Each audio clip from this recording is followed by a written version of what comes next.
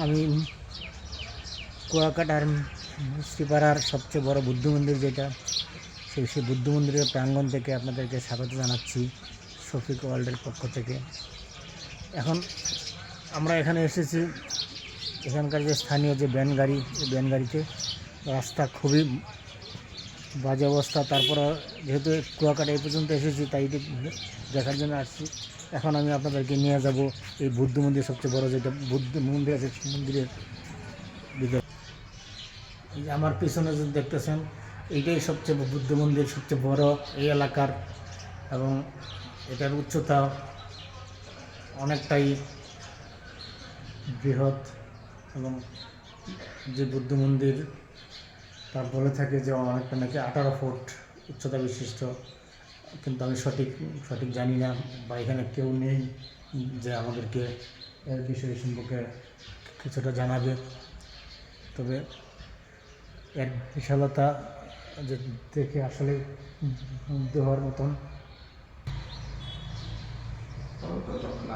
এই বুদ্ধ মন্দিরটি আসলে এই এলাকার জন্য বৃহৎ একটি বুদ্ধ মন্দির, এবং এই বুদ্ধর যে ছবিটি আছে সেই ছবিটি অনেক বড়, আপনারা দেখতে পাচ্ছেন যে অনেক একটি বিশাল বুদ্ধ মন্দির।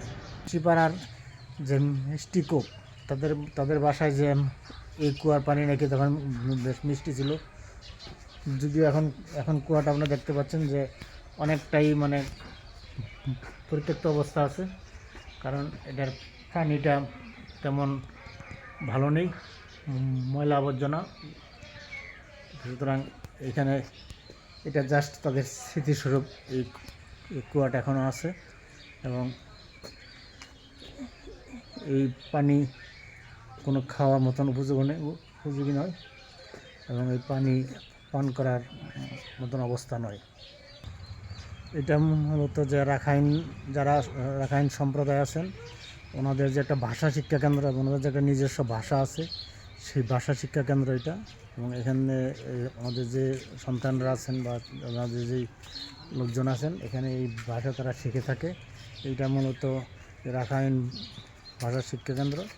আমরা এই ভাষা শিক্ষা কেন্দ্র থেকে আপনাদেরকে স্বাগত জানাচ্ছি। যখন এখানে আসবেন মোটামুটি ঘুরে সব কিছু দেখবেন, এবং দেখার পরে, কারণ আসলে যে কোনো জায়গায় যান না কেন, সেটা দেখা হলো একটা সৌন্দর্য এবং একটা আতিথ্যতা, এবং নিজের দেশ সম্পর্কে জানুক। সবাইকে ধন্যবাদ।